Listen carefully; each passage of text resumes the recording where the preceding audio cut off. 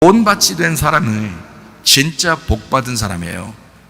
그게 어떤 밭이냐면 썩어 문드러진 마음이에요. 그게 좋은 밭이라고요. 좋은 밭. 나를 끊임없이 만들어 가시는 성령 하나님. 어떤 마음?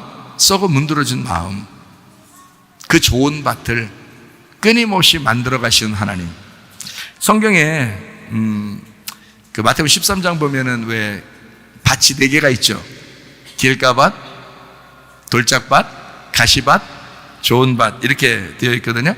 길가밭, 돌짝밭, 가시밭에 열매가 맺혀요, 안 맺혀요? 열매 못 맺죠. 예. 길가밭, 돌짝밭, 가시밭에는 열매가 맺히질 않아요. 좋은 열매는 좋은 밭에서만 맺게 돼 있어요. 그러니까 길가밭, 돌짝밭, 가시밭은 뭐가 살아있는 거예요? 자기의 의가 살아있는 거야. 자기 힘이 아직 죽지 않은 거야. 자기의 의견, 자기의 생각, 자기 열매가 아직 살아있는 거예요. 그걸 뭐라고 그러냐면 성경에서는 육체의 열매라 그래요. 육체의 열매. 갈라디아서 5장 19절부터 21절 말씀입니다. 육체의 일은 분명하니 곧 음행과 더러운 것과 호색과 우상 숭배와 주술과 원수 맺는 것과 분쟁과 시기와 분냉과 당짓는 것과 분열함과 이단과 투기와 술 취함과 방탕함과 또 그와 같은 것들이라 전에 너희에게 경계한 것 같이 경계하노니 이런 일을 하는 자들은 하나님의 나라를 유업으로 받지 못한다 그랬습니다. 하나님의 나라는 여러분이 생각할 때, 저 천국 하늘나라 어느 날 간다. 그런 말이 아니라 제가 지금 말하는 하나님의 나라는 하나님이 평강이잖아요. 그러니까 평강의 나라예요. 하나님은 행복이잖아요. 그러니까 행복의 나라에 여러분을 초대하고 싶어 하거든요. 하나님은 그 행복의 나라가 없을 거라는 말이야. 평안의 나라가 없을 거라는 거야, 네 속에. 왜? 너는 육체의 열매를 맺으니까. 네 힘이 살아있잖아. 아직 네가 죽질 않았잖아. 자꾸 자기가 길가밭, 돌짝밭, 가시밭이니까 하나님 나라라는 평강이 안 들어간단 말이에요. 그러니까 불안하고 근심하고 염려 있고 괴롭고 고통스럽죠. 그렇죠? 조급하고. 그게 왜 그러냐? 육체 열매 때문에 그래요. 근데 인생 사는 동안에 그런 게 없나요? 있죠. 있는데 그런 괴로움이 있는 걸 하나님이 미워하지 않는다. 그런 괴로움이 있을 때 하나님을 의지하게 되잖아요. 내가 잘못했습니다. 용서해 주세요. 그런 말 안 해도 그냥 이미 무너져 내린 그 마음을 하나님이 좋아하신다니까요.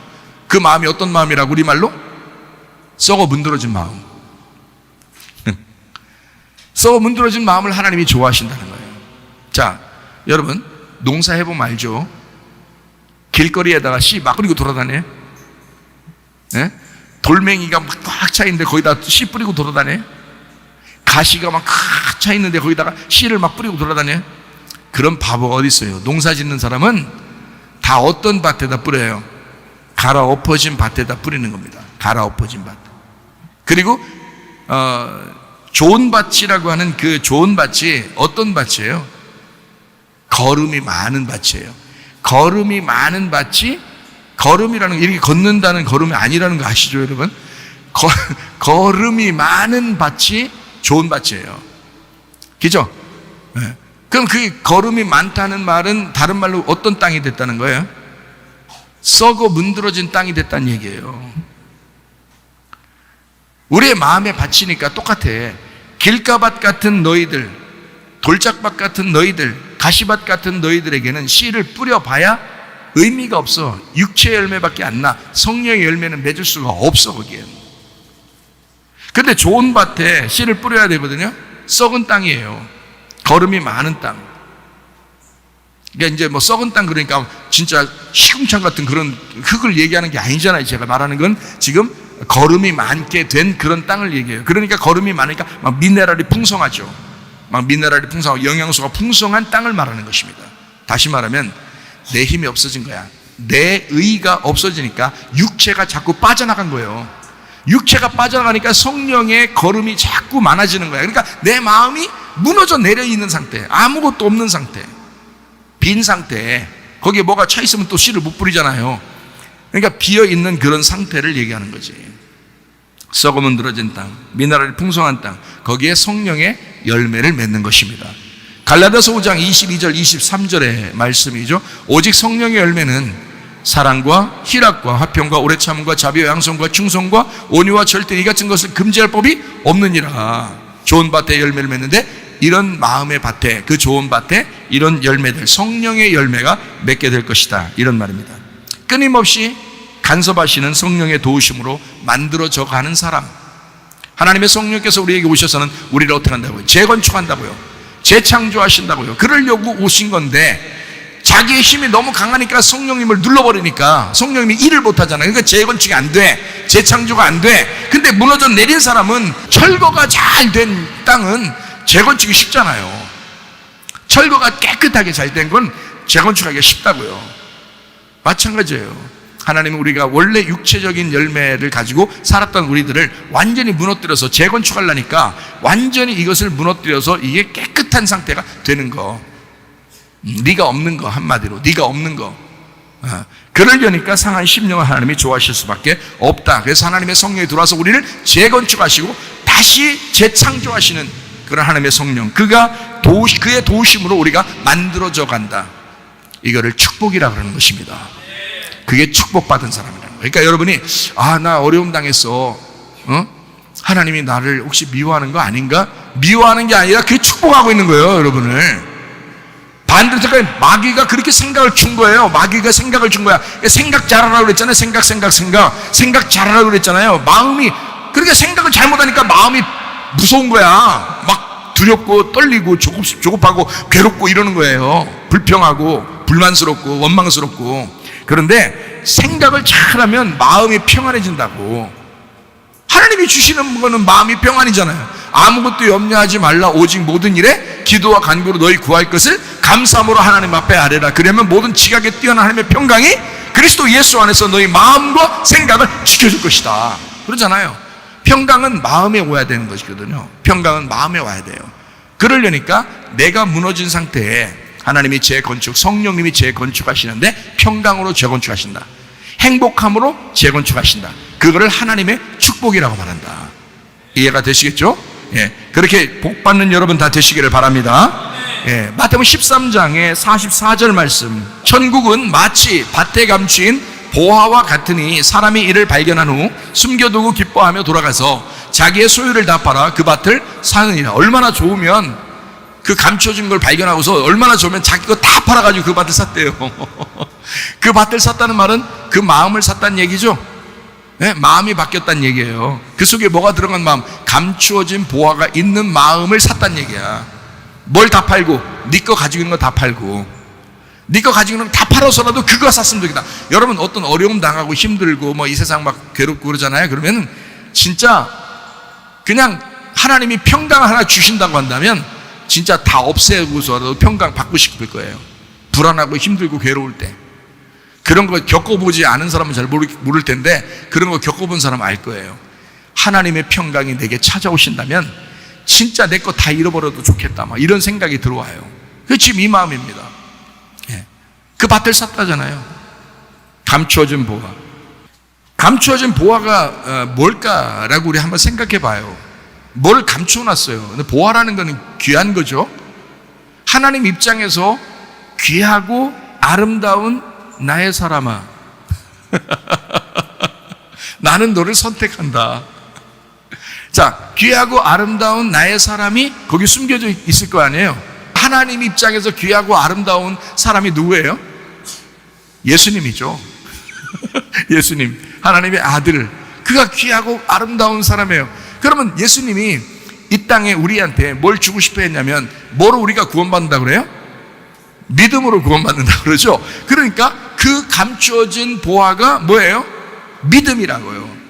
하나님의 아들 되시는 그 믿음이라고. 그게 감추어진 보화예요. 감추어진 사랑. 그럼 이제 믿음하고 사랑 나왔으니까 또 하나 뭐가 나와야 돼요? 감추어진 소망. 감추어진 믿음, 감추어진 사랑, 감추어진 소망이 우리 속에 주님이 그 믿음이고, 주님이 그 사랑이고, 그 주님이 소망이에요. 그게 우리 안에 이 밭에 감추어져 있다는 거지. 감추어진 씨앗. 하나님이 하늘에서 이 땅에 내려오신 하나님 아들, 그 씨앗을 우리 밭에 심기 원하잖아요. 그 하나님이 하나님의 밭에다가, 우리 마음의 밭에다가 하나님의 씨앗을 심겨내. 하나님의 유일한 씨앗이 누굴까요? 유일하다고 했으니까 예수님이 돼야 되겠죠. 예수님을 우리 속에 심어놓기를 원하는 거야. 그가 우리의 신랑이고 우리의 아들, 하나님의 아들로 심겨지는데 우리의 남편이 되는 거예요. 그가 그 씨앗을 우리의 마음속에 심어놓으려고 하죠. 밭이니까 가장 중요한 게 감춰진 보화가 뭐겠어요? 밭인데 밭한테 물어보라고. 밭한테 물어봐. 야, 네가 가장 좋아하는 보화가 뭐냐라고 물어보세요. 뭔가 뭐겠어요? 금이라고 하겠어요? 그건 여러분 생각이지 하나님의 생각과 우리 생각은 다르다겠잖아요. 밭한테 물어보라겠잖아. 밭한테 물어보면 밭이 뭐라고 할까요? 네? 야, 가장 감추어진 보화가 뭐야? 너한테는 씨라고 할 거예요. 씨. 김씨, 씨, 박씨, 씨가 아니에요. 예수 씨입니다. 예수 씨라고 할 거란 말이에요. 오, 예수 씨. 이거 금방 나오죠, 이거. 예. 미스터 예수. 예수 씨라고 밭이 얘기할 거라고. 그러면 여러분 마음한테 물어보라고요. 여러분 마음은 가장 이 마음 속에 뭐를 심어놓고 싶나 물어보세요. 여러분 마음한테 물어보세요. 마음은 하나님이 주신 거거든요. 마음은 여러분 게 아닙니다. 원래 하나님이 주신 거예요. 마음을. 그 생각도 하나님이 주신 겁니다. 그러니까 여러분의 생각과 여러분의 마음은 여러분 게 아니라 하나님 거예요. 여러분 마음의 밭에 물어보시라고요. 뭐 심어놓고 싶는가? 예수 씨입니다. 예수 씨를 여러분 마음에 심어놓고 싶다고 마음은 계속 얘기한다고. 마음은 계속 우리한테 얘기하는데 계속 불평, 불만, 짜증, 원망, 괴로움, 고통 이걸 자꾸 마음의 밭에다 여러분의 마음의 밭에다 쓸데없는 육체의 것을 갖다 심어놓는다고 자꾸. 그게 길가밭, 그게 돌짝밭, 그게 가시밭. 거기에 열매가 맺겠냐고. 다 육체 열매만 나오지. 그렇죠? 감추어진 보화가 있어야지. 여러분 밭에 감추어진 보화가 있어야지. 감추어진 믿음이 있어야지. 감추어진 사랑이 있어야지. 감추어진 소망이 있어야지. 감추어진 하나님의 아들 씨앗이 심겨져야지. 여러분 마음 가운데 이것이 심겨져야 된다. 그게 좋은 밭이. 좋은 밭에 심겨져야, 물론 길가밭, 돌짝밭, 가시밭 아직 변화되지 않았을 때도 그게 심겨집니다. 심겨져서 그 씨앗이 커나가면서 이거 다 제거하는 거예요. 길가도 제거하고 돌짝도 제거하고 가시도 제거하는 거예요. 그러면 이제 썩어 문드러진 밭이 돼요. 하나님의 사랑받는 사람들은 반드시 하나님이 징계하신다 그러죠? 왜 그러겠어요? 썩어 문드러진 마음을 만들고 싶어서요. 좋은 땅을 만들고 싶어 해서 그래요. 여러분 속에 그 하나님의 말씀만 그 영양분으로 남게 하기 위해서. 알아요? 그걸로 그 씨앗 예수를 키워내야 되니까. 참 놀랍죠. 나는 농사도 안 접은 사람인데 괜히 그런 생각이 나. 하나님이 여러분 마음속에 성령의 열매가 맺게 하기 위해서 그 감추어진 보화, 그거를 왜 감추어놨을까 그럼? 그 감추어진 걸 왜 감추어? 그냥 알게 해주면 안 돼? 알게 그냥 놓고서 가져가라면 안 되냐고. 그럼 다 이놈 저놈 이 여자 저 여자 다 가져가겠지? 그냥 감추어놨어요. 그러면 감추어놨단 말은 귀하다는 거죠. 귀하고 아름다운 나의 사람아, 나는 너를 선택한다 그러잖아. 자, 귀하니까 감추는 거야, 그죠? 예. 감춰놨다 그러면, 자, 내가 이제 뭐 귀한 게 이렇게 있어요. 그러면 이렇게 집에다 어디 감춰놨어. 그러면 다른 사람이 알까 모를까, 감춰놓으면. 어떤 도둑놈이 들어와서 귀신같이 아는 놈도 있어. 어떤 도둑놈한테 물어봤더니 그 도둑놈이 어느 집을 딱 들어가잖아요. 그러면 생각으로 뭐가 다 온대야. 냉장고, 냉동실에 돈을 넣어놨다. 이런 게 다 온대, 그냥 갑자기. 그러면 그 딴 데 안 뒤지고 냉동실만 딱 여는 거야. 그리고 거기에 돈이 딱 테이프로 붙여 있는 거야. 그걸 다 도둑놈이 딱 집에 딱 들어서 신발 신고, 도둑놈은 다 신발 벗고 안 들어가잖아요. 신발 신고 딱 들어가면서 거실문을 딱 여는 순간 세탁기 속에 있다. 이런 게 다 나온다는 거야, 이게. 그러니까 도둑놈이 훔치러 오면은요, 아무리 숨겨놔도 이게 다 걸리게 돼 있어. 그러니까 하나님이 보호해 주셔야지. 도둑놈이 그런다네. 그게 오는 거, 이게 이 마귀의 그 영감이 막 오는 거예요. 마귀의 할머니는 아닌 것 같아요. 마귀의 영감이 막 오는 것 같아요. 영감이 와가지고 그냥 막 훔쳐 가는 것 같아, 이 도둑놈이. 그게 도둑놈이라 그러지. 마귀도 자꾸 우리 거를 훔쳐 도망가려고 그러잖아요. 근데 하나님은 우리한테 야, 비밀번호 너만 알고 있어. 그러면서 다 감춰놨다고요. 감춰놨어요. 감춰놓는 이유가 뭐냐면, 감춰진 보화, 감춰놓는 이유는 아무도 발견하지 못하도록 해놓은 것입니다. 받은 사람 외에는 모르도록 만들어 놓은 거예요. 그래서 감춰진 보화라 그러는 거야. 받은 사람 이외에는 모르는 거야. 제가 주님을 경험한 거요, 여러분이 어떻게 알겠어요? 제가 아무리 설명해줘도 여러분은 느낌이 안 와요.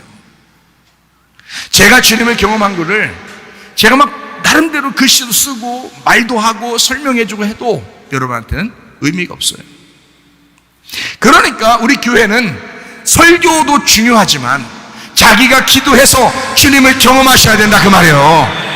자기 받은 사람 외에는 몰라요. 그래서 감춰진 보화인 거야. 믿음도 사랑도 그 소망도 그 예수님도 경험된 사람 이외에는 모르게 돼 있어요. 그게 자기한테만 온 거야. 자기한테만. 다 각자 다르게 와요. 그래서 어떤 사람이 나는 이런 거 이렇게 경험을 했는데 저 사람은 경험도 못했어. 넌 뭐야? 나는 경험됐는데 이렇게 하면 안 돼. 왜냐면 다 각자 하나님의 성령께서 그 사람에게 맞게 응답이 오고 그 사람과 함께 계시기 때문에 대신에 그 분명한 응답, 그 분명한 경험은 있으셔야 된다는 겁니다. 옛날에 한 20년 전에 경험했어요. 그런 거 말고 어제도 경험했어요. 오늘도 경험했어요. 지난주도 경험했어요. 이런 게 있어야지.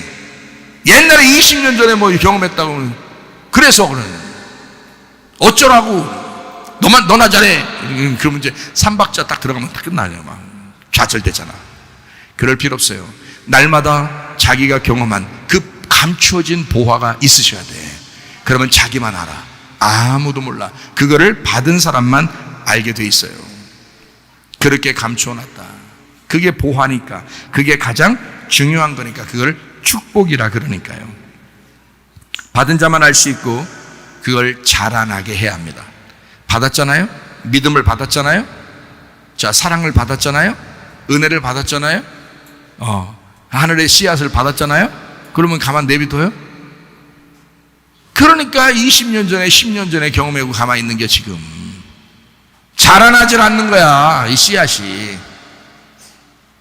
아니면 길가밭에서 죽었거나 돌짝밭에서 죽었거나 그 가시밭에서 죽었거나 마음이 개판이라 이게 중간에 죽었거나 아니면 반드시 살아있다면 당신 마음밭이 좋은 밭이고 그 씨앗이 심겨져서 그 감추인 보화가 반드시 살아있다면 이것은 반드시 자라나게 돼 있다.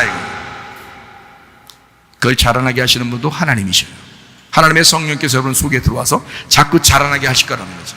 그게 그러니까 예전에요 잘했는데요 지금은요 아무것도 아닌데요 제가요 이러면 안 된다는 거죠. 계속 뭔가 자라나고 있는 거지. 계속 뭔가 믿음이 계속 생성되고 있는 거죠. 무슨 말인지 아시겠죠?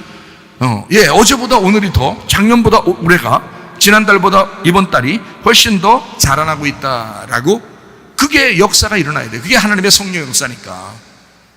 이해가 되시죠? 봐요. 이 감추어진 이 보화가 우리 속에 들어와서 자라나게 됩니다. 하늘에 계신 예수님의 씨앗이 이 땅 내 마음의 밭에 들어오는 사건이 있어요. 그죠? 들어와. 이게 뭐야? 말씀이에요. 말씀으로 여러분에게 심겨집니다. 그때 이제 믿음이 생기는 거죠. 그 믿음은 자기만 알아. 자기에게 들어온 건 자기만 알아. 다른 사람이 몰라요. 저 사람 진짜 믿음이 있는지 없는지도 잘 몰라요. 그냥 자기만 알아. 근데 그거를 속에서 이제 계속 이제 자라나게 만들어야 되거든요. 죽이지 말아야지. 왜 죽이는 것은 길가밭, 돌짝밭, 가시밭이었으니까 좋은 밭이면 계속 어쨌든 자라나고 있는 거니까 좋은 밭 되셔야 되잖아. 자, 신랑 되신 하늘의 그 삼 예수님이 이 땅 내 마음의 밭에 들어오는 걸 뭐라 그러냐면 결혼이라 그러는 거야. 침례라 그러는 거야.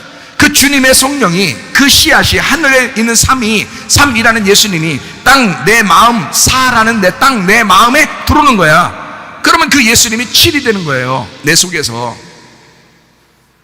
나의 주인 되신 예수님, 안식일의 주인 되신 예수님 되는 거죠. 그 예수님이. 마태복음 13장에 그래서 길가밭이 있고 돌짝밭이 있고 가시밭이 있습니다. 그러면 마음의 밭을, 자, 하늘의 씨앗이 이 땅에 마음의 밭에 왔으니까 하늘의 씨앗은 뭐라고 그래야 될까요? 여기 마음의 밭에 심겨져야 되잖아요. 그러니까 이 하늘의 씨앗을 뭐라고 해야 될까요? 그게 예수님인데 우리의 뭐예요? 우리의 떨려서 어떡하지? 이게 잠깐 떨려요. 우리의 뭐예요? 신랑이죠? 네, 신랑. 간단하죠? 신랑입니다. 그럼 마음의 밭은 뭐예요? 마음의 밭이라는 땅은 신부죠? 네, 그러니까 이분이 신랑이니까 우리는 또 신부라고 해야 되겠죠? 그러니까 신랑, 신부. 그러면 길가밭도 신부고, 돌짝밭도 신부고, 가시밭도 신부네. 그렇죠? 네, 좋은 밭도 신부고.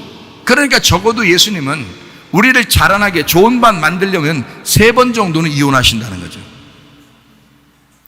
3번 정도는. 길가밭 너 안 해. 그러니까 길가밭 너 안 해. 돌짝밭 너 안 해. 가시밭 너 안 해. 하고 이혼하십니다. 지금 다른 사람하고 이혼하는 뜻 아닙니다. 여러분 같이 살고 있는 사람도 갑자기 이혼을 생각하고 막 이러지 마세요. 그런 게 아니니까. 지금 그 얘기 하는 거 아니잖아요. 길가밭 아내와 이혼하고, 돌짝밭 아내와 이혼하고, 가시밭 아내와 이혼하고, 3번의 이혼을 통해서 3번의 이혼을 거치고 나머지 4번째 아내와 결혼하는 거예요. 그 4번째 아내가 좋은 밭 아내이거든요. 그 좋은 밭 아내와 결국 결혼해서 열매를 맺는 것입니다. 이게 성경이에요. 그래, 여러분 마음은 얼마나 무너져야 되고 얼마나 하나님이 만들어 가셔야 되느냐 이거죠. 마음이 길가밭, 돌짝밭, 가시밭에 마음이 무너져야 되죠. 무너지고 파괴됐을 때 하나님이 무너질 때마다 하나님이 기뻐하신다는 거예요. 네 마음이 무너질 때마다 하나님이 좋아하신다는 거예요. 왜? 길가밭이 무너져, 돌짝밭이 무너져, 가시밭이 무너져. 그리고 그 신랑 되신 예수님이 4번째 그 아내와 결혼하는 거예요. 그 좋은 밭 되신 예수님, 우리 예수님의 마음과 결혼하는 거예요. 그게 썩어 문드러진 내 마음이라고. 썩어 문드러진 내 마음을 하나님이 왜 좋아하시겠어요? 거기다가 씨앗을 심어야 되니까.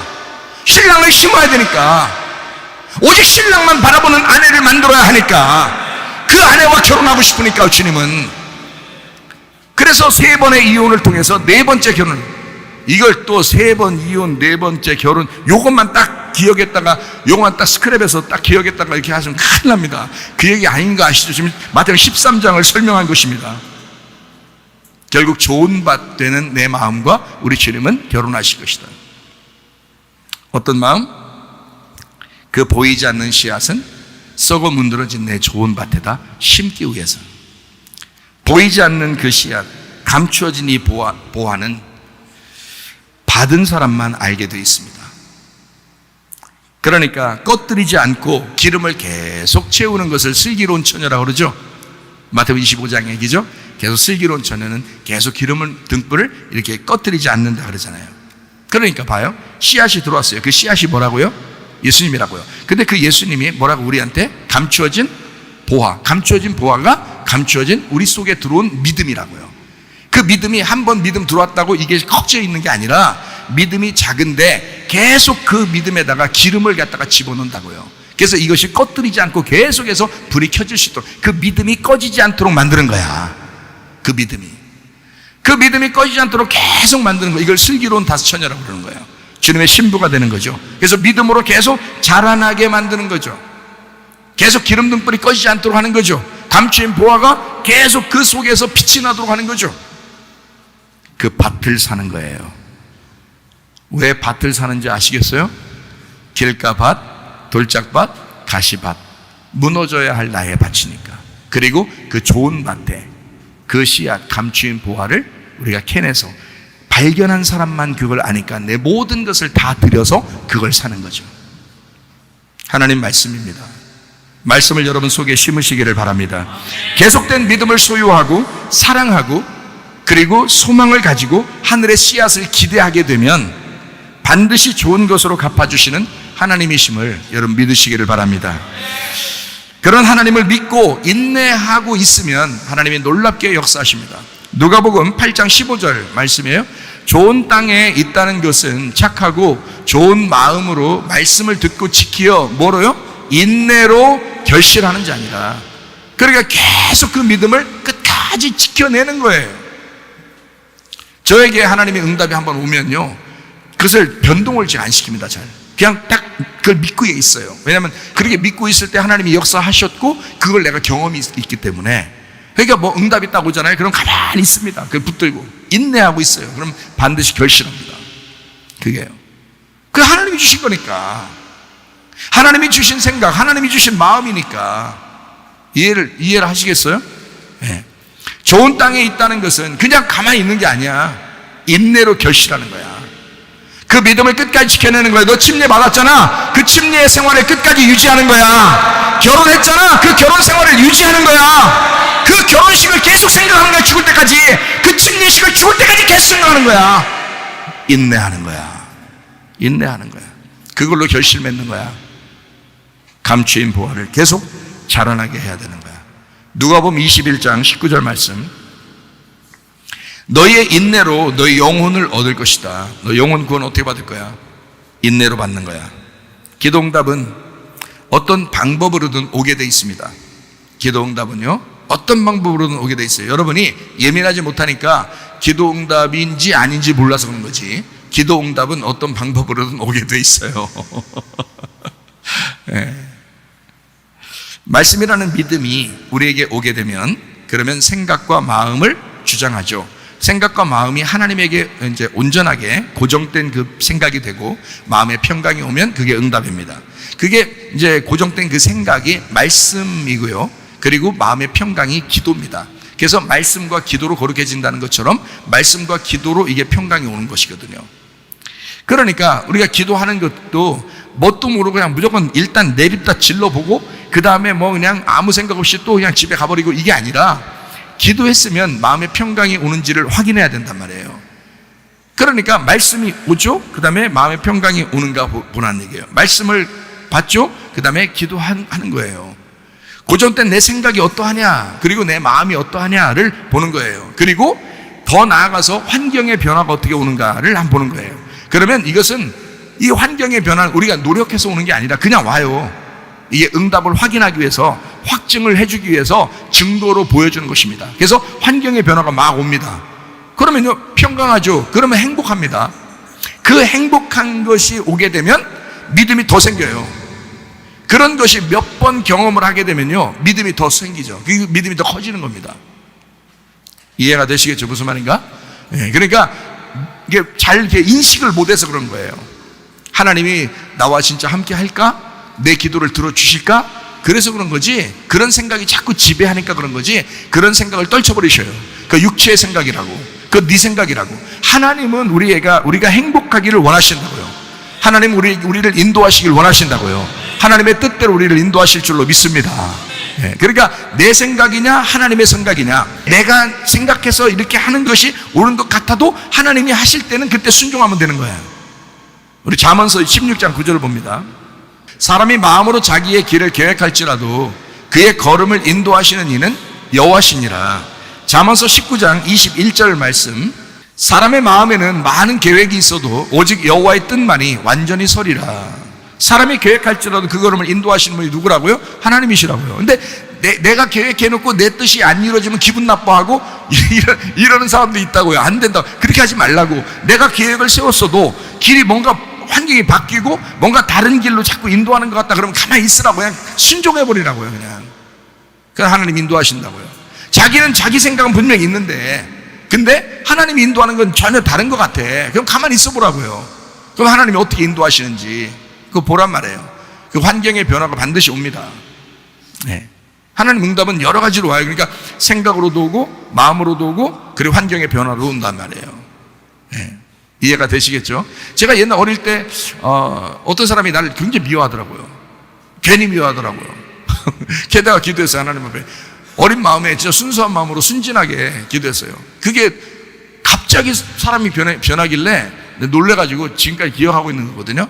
뭐 놀랄 것도 아닌데 하나님이 하시는 거면 쉬운 건데, 그때는 어릴 때 너무 막 이게 마음이 괴로웠어요. 어린 마음에 누가 자꾸 미워한다는 거예요. 나를 막 미워하고 괜히 뒤에서 막 씹는다는 거예요. 내가 괜히 뭐 누구랑 뭐 얘기하고 좀 친해지려고 하면 그 사람한테 가가지고 그 이상 내 얘기 욕을 막 했다는 거예요. 그게 이제 나한테 이게 귀에 들어온 겁니다. 그러니까 어린 마음에, 내가 그때가 중학생 중학생 되기 전인가 중학생 때인가 그런데 얼마나 마음이 상처가 있겠어요. 사춘기 때 마음에 상처가 있겠죠. 그래서 하나님 앞에 그 사람은 또 나보다 나이가 한두 살 많아요. 그 사람은. 그래서 내가 막 대들 수도 없고 싸울 수도 없어요. 그러니까 나는 하나님 앞에 기도할 수밖에 없는 거예요. 하나님, 내가 들어보니까요, 누가 그러는데 나를 욕한대요. 자꾸 싫어한다고, 나 미워한다고 하고 다른 말로 막 이렇게 비방해서 그렇게 한대요. 내가 그런 건 아닌데. 그래서 그런 거 아닌데 다른 말로 자꾸 비방해서 거짓말 치고 비방하고 그러니까 내가 어떻게 대항할 수도 없고 싸울 수도 없어서 하나님 앞에 기도하는 중이란 말이에요. 그래서 그 사실을 그 거짓말 했다는 것을 나한테 얘기가 들어왔으니까 사춘기 때 얼마나 기분이 안 좋겠냐고요. 젊을 때. 그래서 하나님 앞에 기도했더니 기도하고 나서 마음이 평안하더라고요. 그 어린 마음에도 마음이 평안하더라고요. 그러니까 그 다음날 어떻게 되냐면 그 똑같이 나한테 이 얘기한 사람이 와가지고 나한테 오라면 이상해 막 칭찬하고 돌아다닌다는 거예요. 나를.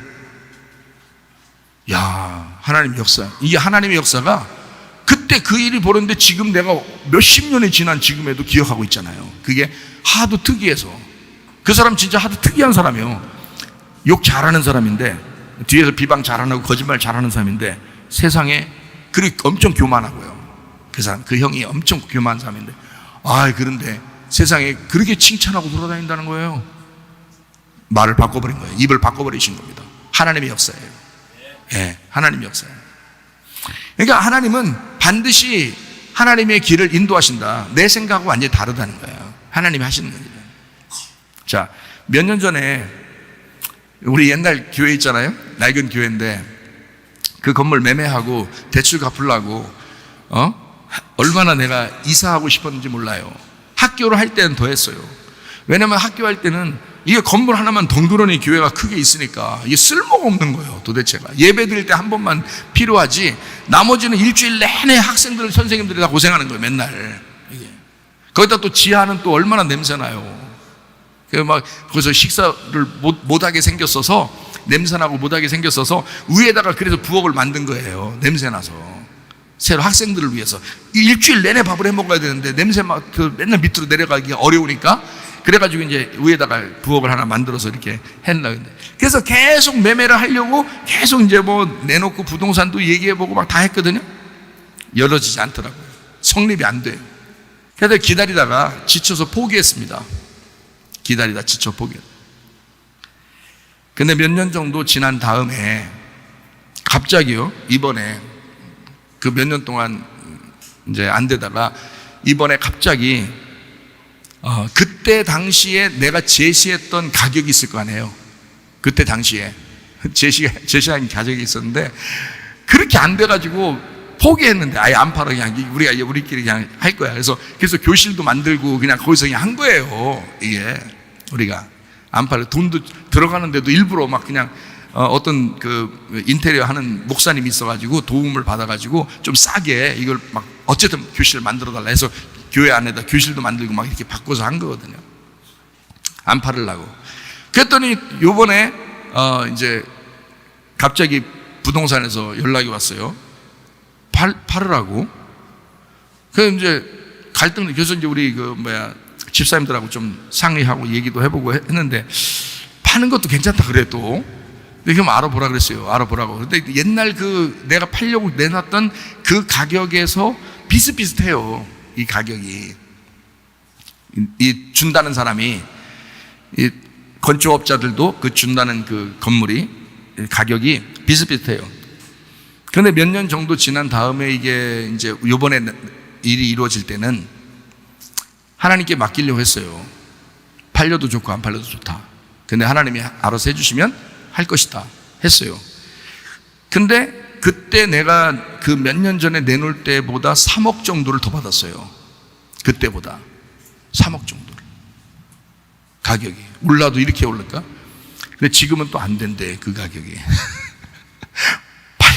이걸 팔고 나서 지금 다 이제 나라적으로 이제 다시 또 원상복귀가 됐어요. 그 이상하죠, 그죠? 마치 우리를 위해서 준비한 것처럼 희한하죠. 자, 좋은 가격에 매매할 수 있었어요. 그리고 난 다음에 한 달 안에 모든 게 이루어지는데 한 달 안에 이게 싹싹싹싹 이루어지는데요. 이 등치 큰 부동산을 갖다가 팔고 사고 하는 데를 한 달 안에 모든 게 싹싹싹 이루어지는데 세상에 이렇게 빨리 이루어질 수가 없어요. 네. 새로 이제 그 건물 살려고 하는 그 장소를 제가 처음에 살려고 했던 게 아닌데 주인이 와서 자기도 사달라는 거예요. 우리 보고. 주인이. 다른 사람이 살려고 하는 걸 이상하게 그 사람보다 1억 5천에서 2억을 깎아주니까 무조건 사래 나보고. 깎아주겠으니까 사라는 거예요. 이상하지 그것도.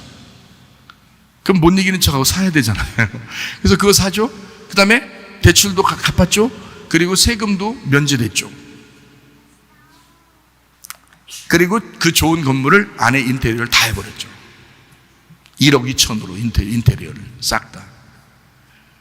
그러니까 이게 하나님의 그 하시는 일을 보면 내가 아무리 노력하고 몇 년 동안 고생하고 힘들었을 때도 그냥 포기할 정도로, 근데 하나님이 일을 하시려고 하니까 한 달 안에 모든 걸 싹 바꿔놓더라. 누가 하신 거예요? 내가 못해요. 하나님이 하신 거예요. 하나님이 하신 거예요. 하나님이 일을 하실 때는 길게 질질 안 끕니다. 여러분, 하나님이 일하실 때는 그 환경의 변화도 금방 옵니다. 치료도요, 아픈 건 몇 년 아파도 치료는 순식간에 와요. 치료 같은 것도. 하나님이 역사하시면 그게 질질 안 끌어요. 그런 경험들을 여러분이 하셔야 돼. 그런 경험들을. 이번에 여기 침례 받는 것도 그랬잖아요. 바닷가를 아무리 내가 알아본다고 피곤하게 운전하고 세상에 일주일 동안 10군데를 다녔는데요. 몇 시간씩을 운전하면서 다니면서 기름 낭비하고 다녔는데 결국 아름다운 베들레헴 방앗간에 그쪽에 그 물 그렇게 깨끗한 곳으로 하나님이 싹 인도해서 순종만 해라. 순종만 하니까 다 행복하다는 거예요. 하나님이 만드시는 거예요. 그러니까 하나님이 이 교회를 이끌어 가시는구나. 결국 이 교회는 하나님이 자기 뜻대로 인도해 나가신다. 교회만 그러겠어요? 여러분 가정도 마찬가지예요. 교회에 쏠 땐 여러분 가정들도 하나님이 하나님의 뜻대로 인도하시길 원하십니다. 그걸 원하시지 않겠냐 이 말이에요. 하나님이 행복을 주시길 원하시는 하나님이 여러분을 일부러 불행하게 만들고 싶어 하시겠냐고. 그렇지 않다고요. 하나님이 인도해 나가시길 원하신다. 하나님이 인도하시는 것을 기다리면 마음이 평안해져요. 편안합니다. 그냥 복잡할 필요 없어요. 하나님을 기다리면 마음이 편안해져. 그렇지 않더라도 결국 하나님은 우리에게 더 유익하고 좋은 것으로 결국에는 갚아주실 것이다라고 믿으시기를 바랍니다. 그 믿음이 여러분에게 와야 그 하나님을 인정하는 거가 되잖아요. 지금 행복하지 않다면 평안이 올 때까지 기도하시기를 바랍니다. 날마다 성경 읽으시기를 바랍니다. 날마다 기도하시기를 바랍니다. 그러면 행복하게 됩니다. 주님 우리가 행복하기를 원하신다고 시편 133편 3절에 말씀하고 있죠. 헐몬의 이슬이 시온의 산들에 내림 같도다. 거기서 여호와께서 복을 명령하시나니 곧 영생이로다. 제가 헐몬산을 가봤거든요. 헐몬산을. 몰라 우리 교회가 어마어마한 돈이 많아져서 다 같이 그런 헐몬산에 한번 가보기도 하고 이스라엘 가보고는 참 행복할 거예요. 안 가봐도 그냥 머릿속으로 상상하면서 마음속으로 이거를 갔다 오시길 바랍니다. 지금 이 헐몬산이 있는데요. 이 헐몬산이 성경에 나오는 그 이스라엘 땅 안에 헐몬산이 있어요. 근데 이 헐몬산이 높아요. 엄청 높습니다. 그래서 이렇게 이게 곤드레인가요? 이런 거 타고서 이렇게 올라가야 되거든요. 그 위에 그러면 좀만 올라가면 구름이 껴가지고요. 그 위로 올라가면 아무것도 안 보여요. 앞에 구름만 쫙. 근데 그 위에 산 꼭대기에 항상 눈이 내려 있어요. 눈이 항상 눈이 내려 있어요. 그래서 이 눈이 녹으면서 물줄기가 이렇게 쭉 밑으로 이렇게 산 따라서 이렇게 밑으로 물이 내려오는데 그 물 내려오는 그 물이요 폭포수같이 떨어집니다. 이게요 1년 365일 폭포수같이 떨어져요.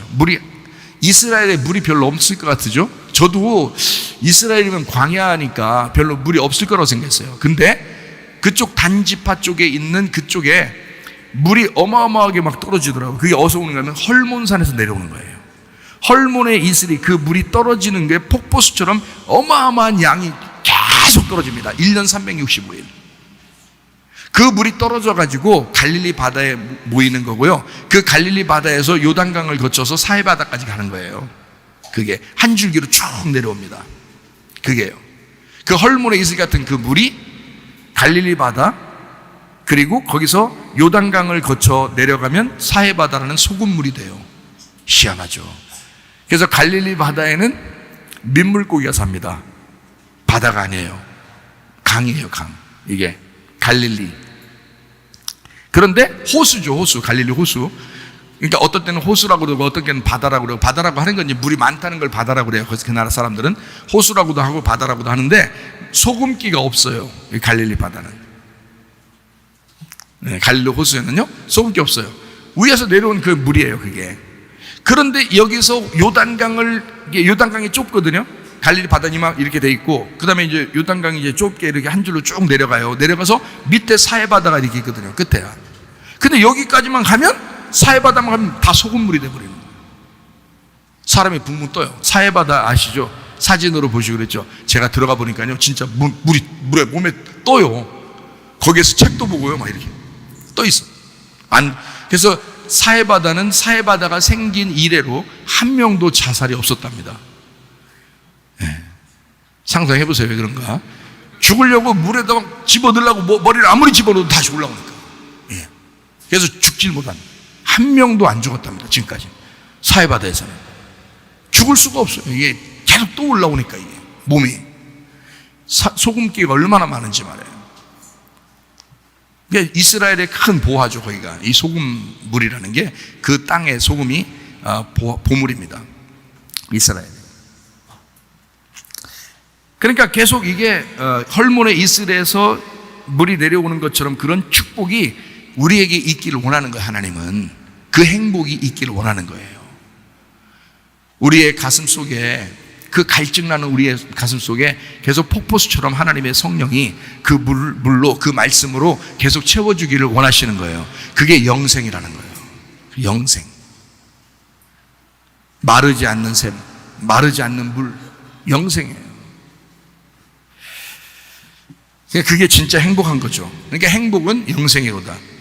그게 아는 것이다. 요한복음 17장 3절 말씀, 영생은 유일하신 참 하나님과 보내신 자 예수 그리스도를 아는 것이다 그랬어요. 그러니까 행복은 영생이고 영생은 아는 것이고 아는 것은 행복이고 행복은 복이라는 거죠. 진짜 복 받은 사람, 하나님을 아는 사람, 예수님을 아는 사람. 그래서 그 헐몬의 이슬에서 내려오는 그 복, 바라크, 베라카, 바라크, 축복, 번성, 무릎을 꿇다, 예배하다, 찬양하다, 경배하다, 복주다. 그런 복이 우리 가정들에게 다 있으셔야 합니다. 민수기 6장 24절부터 27절 말씀 읽고 마치도록 하겠습니다. 여호와는 네게 복을 주시고 할 때 그 복을 주시고가 바라크입니다. 여기도 역시 하나님은 우리에게 뭘 주신다? 바라크라는 무릎을 꿇게 하신다, 찬양하게 한다, 예배하게 한다, 복을 주신다. 너를 지키시기를 원하며, 이 지킨다는 말이 샤마르입니다. 샤마르라는 말이 울타리를 치다, 보호한다. 하나님은 우리를 복을 내리실 뿐만 아니라 우리를 지키고 보호하실 것이다. 여호와는 그의 얼굴을 네게 비추사 은혜 베푸시기를 원한다. 은혜, 하난, 애걸하다, 긍휼, 사랑, 자비, 허리를 굽히다. 하나님이 은혜를 베푸실 때 우리가 어떨 때 이러잖아요. 은혜 주세요, 은혜 주세요 하는데 하나님이 더 주고 싶어 한다니까요. 하나님이 더 주고 싶어 한다고. 우리가 처리하고 금식해야지 은혜를 베푸는 게 아니라 하나님이 은혜를 더 주고 싶어 한다고. 그러니까 우리의 생각도 우리의 마음도 은혜를 받는다는, 하나님이 은혜를 주고 싶어 하시는 분이라고 하는 사실을, 그걸 인정하라는 거예요. 믿음으로 인정하라는 거예요. 그러니까 하나님입니다. 애걸하다, 긍휼. 그러니까 은혜 베푸시기를 원한다. 하나님은 애걸하신다. 우리한테 아주 간절하시다. 그 자비, 허리를 굽히신다. 얼마나 간절하고 사정하면 너희들 제발 은혜 받아야 돼, 난 제발 은혜 주고 싶어 죽겠어. 이게 하나님의 마음이라는 거예요. 그게 하나님입니다. 여호와는 그 얼굴을 내게로 향하여서 평강 주시기를 원하다. 평강, 샬롬, 안전한, 행복한. 샬람, 안전하다, 평화롭다, 행복하다. 하나님은 평강 주시기를 원한다. 하나님은 네가 행복하기를 원한다, 그 말이에요. 그들은 이같이 내 이름으로 이스라엘 자손에게 축복할지니 내가 그들에게 복을 주리라. 축복할지니, 숨, 그 두다, 놓다, 이름짓다, 믿음으로 선포하는, 거기에다 정해놓는 거예요. 내 이름으로 이스라엘 자손에게 축복을 할지니, 이름을 두어라, 거기에다가 정해놔라, 정착해놔라. 너에게 반드시 복을 주려고 하니까 그 복이 반드시 올 거니까 그렇게 정해놔라는 거예요. 그렇게 이름 지어놔라. 그렇게 믿음으로 선포해놔라. 그러면 그대로 될 것이다. 복을 주리라. 바라크 무릎을 꿇게 될 것이다. 그 사람이 반드시 하나님을 인정하게 될 것이다. 하나님 앞에 예배하게 될 것이다. 하나님을 경배하게 될 것이다. 그 사람이 복을 누리게 될 것이다. 행복한 사람이 될 것이다. 그렇게 행복한 삶을 살다 주님 만나시기를 바랍니다. 우리 하나님 아버지 사랑과 은혜를 감사합니다. 진정으로 주의 복을 누리는 사람 되게 하옵소서. 주님과 동의하는 사람 되게 하옵소서. 주님께 무릎 꿇는 자 되게 하옵소서. 하나님 말씀으로 돌아오는 자 되게 하옵소서. 주님 행복한 사람이 되게 도와 주시옵소서. 예수님 귀하신 이름 받들어 기도 올리옵나이다.